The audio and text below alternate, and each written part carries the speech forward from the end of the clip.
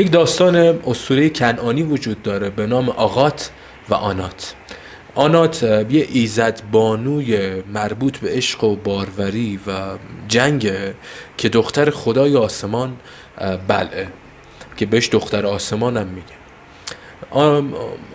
آغات هم یه قهرمانه که پدرش یه فردی به نام دانیل یا دانیال شفاء بخش که یک پادشاهه که بچه دار نمیشه. یک سری از خدایانی که مربوط به افسونگری و جادوگری هن تو منطقه به نام کثیرات ها یا کثیرات ها، قشنگ مشخص نیست به اینا چی گفته میشده، میان خانم اینا حامله میکنن، میاد آنات حامله میشه، میاد آغات حامله میشه و توی بزمی که برای تولد آغات گرفته شده یکی از خدایان میاد و یک کمانی هدیه میده به دانیال پدر آغات و آغات که بزرگ میشه دانیال این کمان رو میده به پسرش آغات، میگه مال تو باید باشه به شرط اینکه اولین شکاری که با این انجام دادی و به صورت فدیه و هدیه بدی به خدای.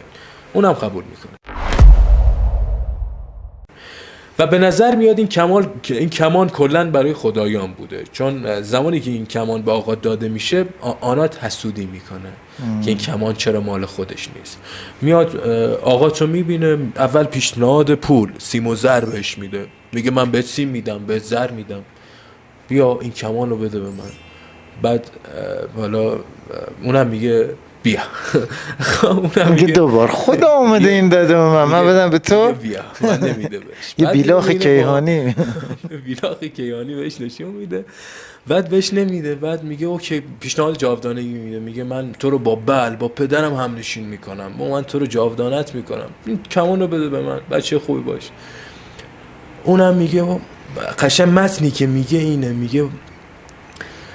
میگه من یک روز خواهم مرد و روی سر من خاک خواهند ریخت. میگه آری بی تردید مرگ فرجام من است. یعنی این جمله‌ای که قشنگ به همین شکل میگه آری بی تردید مرگ فرجام من است، یعنی به انسان داره دیگه پیشنهاد جاودانگی داده میشه و قبول نمیکنه جاودانگی و میگه مرگ برای موجود برای موجود جاودانگی، برای موجود میرا. اینو قشنگ به آنات میگه آقا و قبول نمیکنه. یه بیلاخ کیهانی تری هم بهش باز نشون میده، حتی به جاودانگی هم بیلاخ نشون میده. و بعد از اون ور میبینی که دعوتش میکنه توی منطقه‌ای به نام ابیدی روم، فکر میکنم آره اگه اشتباه نکنم، برای شکار آنات آغات رو دعوت میکنه. بعد به یک حالت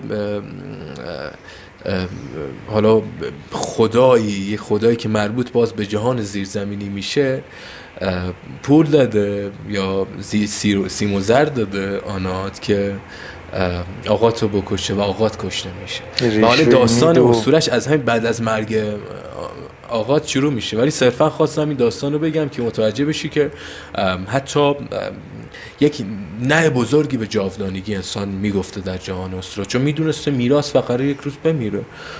داری به کی قول جاودانگی میدی؟ با موجودی که میراث، به موجودی که میمیره و کلا مقوله جاودانگی رو میذاره کنار و حل و فصل میکنه. اگه اجازه بدی مقدار راجع به سفر روح صحبت بکنیم. خب سفر روح کلا چیه؟ منظور چیه از سفر روح؟ یعنی همون پروسه بعد از مرگ بدن اینه، ولی خب یه به روی اعتقاد داری و این روح خب داره میره، یا توی نگاه هندی توی چرخه تناسخه و باز باید برگرده به طبیعت.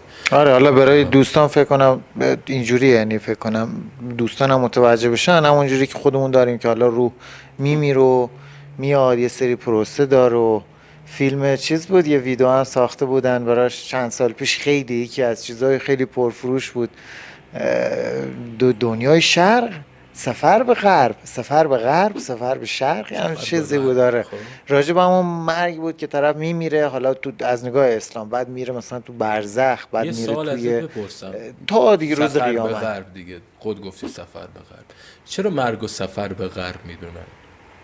احتمالاً همون چیز جغرافیایی بین النهرین بوده دیگه. اصلا چرا از روی خورشید مرگ و سفر به غرب، جایی که خورشید غروب میکنه، خورشید میره پایین، خورشید هم میمیره، زیر زمینی تاریکی میاد بخوام کلی راجع به همین سفر روح و سفر به جهان زیرزمینی یک موضوع و داستان خدمت تعریف کنم، با توجه به غربم که گفتی، بیا از مصر شروع کنیم. کلی رضایی الگوی من بهت بگم که سفر به جهان زیرزمینی چجوریه. تو اکثر تمدن‌ها، تو اکثر فرهنگ‌های اسطوره‌ای، خدای جهان زیرزمینی زنه، ملکه جهان زیرزمینی. توی اساطیر نورس میبینی هل دختر لوکیه، توی یونان میبینی درست حادثه ولی پرسفونه حرف اول و آخر داره. توی اصلا نماد جهان زیرزمینی پرسفونه است که خیلی هم با خوک مرتبطه و زمانی که به جهان زیرزمینی سفر میکنه با یک گله خوکی سفر میکنه به جهان زیرزمینی. توی بین النهرین میبینی که ارشکیگاله که این سومریشه. زمانی که اکدیا میان وارد بین النهرین میشن، یه خدای مردانه‌ای به نام نرگال هم اضافه میکنن که اونم مربوط به جهان زیرزمینیه ولی ارشکیگاله. و میبینی که کاملا زنانه است، یعنی جهان مرگ و زن میدیدن و حتی زندگی. این مفهوم مرگ و زندگی جایی که یگانه میشه تبدیل به الهه میشه، تبدیل به زن میشه. هم زندگی مفهوم زنانه ای داره، هم مرگ مفهوم زنانه ای داره و جهان زیرزمینی مربوط به زنه و به خاطر همینم هست که جایی زن به جهان و ایزدبانوی زن یا خدای زن خودش به جهان زیرزمینی به یه شکل دیگه سفر میکنه، حتما داره میره دنبال دادخواهی برای شوهر خودش، برای زنده کردن شوهر خودش که نمونه مصریشو میبینی، نمونه بین النهرینیش هم در داستان هبوط اشتار موجوده.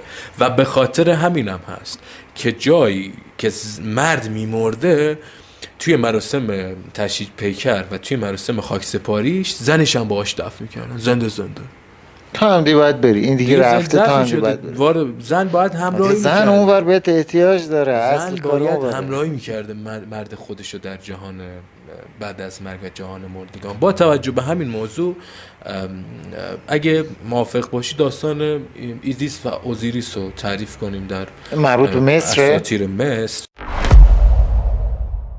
و یه پلی هم خورده میشه به اون اتفاقی که در سفر روح در جهان زیرزمینی مصری میفته که مصر خیلی مهمه از این منظر، چون هر آنچه نوشته رضا جان از اساطیر و اسطوره‌های مصری الان وجود داره، اینا نوشته های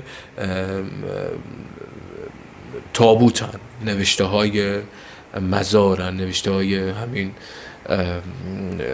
جایی که دفن شده. کلا یه جایی هم که جدید پارسال پیدا کردن، همین میگفت خیلی بحثای جدیدی رو دیوارهای محیط دیدن که خیلی چیز جالبی بود. کلی هر چیزی که وجود داره از اساطیر مصری مربوط به سفر روح برای رفتن به جهان مردگان. حالا این از یه نگاه دیگه هم بشه گفت، مثلا این که همش جایی که مربوط به مرگ بوده هم یه زمانی مقدس بوده، هم یه زمانی ترس وجود داشته که اصلا آقا داخل اینا تله است، داخل اینا سمه، این بس فیزیکیش بس کلیشون خواستن نفرین شده است، تو نباید بری.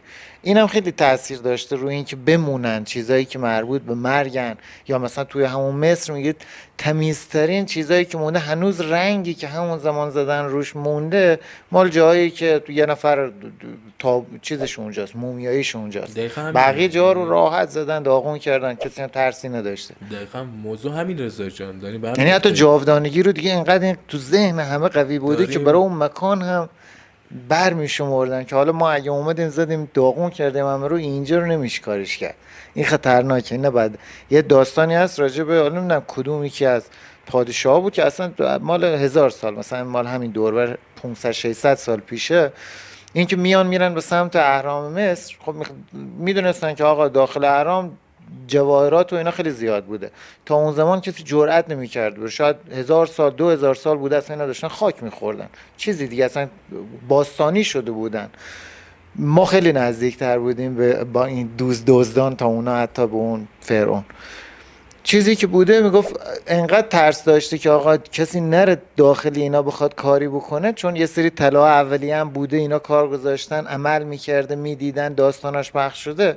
خودش یه سنگ بزرگ آورده، طرف اومده گذاشته در ورودی، گفته آقا کسی نره داخل، اسمشو دقیقا یادم رفت، که چند وقت پیش راجع به اسکنای داخلی صحبت میکردم، میگفت این شنیدن یه چیزی بوده یکی اومده بعدن اضاف کرده، طرف اومده بسته راهو، گفته بابا اینا میان میرن تو دزدی، بعد اینا اون چیزایی که داشتن حتی با اینکه نه دینشون به هم میخوره نه آیینشون، 2000 سال هم گذشته، طرف هنوز ترس اینو داشته که من اگر برم به این مرده‌های اینا بی احترامی کنم قطعا لشکرمون دچار مشکل میشه. آره، موضوعی که هست اینه که کلا اون چیزی که از اساطیر و آیین‌های مصری رسیده کاملا مربوط به مرگ و جهان بعد از مرگه و این موضوعی هم که تو داری میگی دلیل اصلیش اینه که ورد و طلسم نوشته می شده. یک سری وردا و طلسمایی که به زبون خودشون به خط هیروگلیف نوشته می شده و مرده رو در سفر به جهان روح و سفر به جهان بعد از مرگ روح رو همراهی می کردن. و عقیده اولی تو دوره اولیه تا پادشاهی میانه مصر باستان وجود داشته این بوده که فقط این مراسم باید برای فرعون انجام بشه، یعنی فقط روح فرعونه که میره جهان بعد از مرگ. که مردم عادی مومیایی نمیشدن دیگه، اصلا مردم عادی به هیچ وجه مومیایی نمیشدن. بعد یه جایی به بعد تا پادشاهی میانه به بعد میبینی که غیر از فرعون بالا رتبه‌های نظامی هم دارن، یه بخششون مومیایی میشن.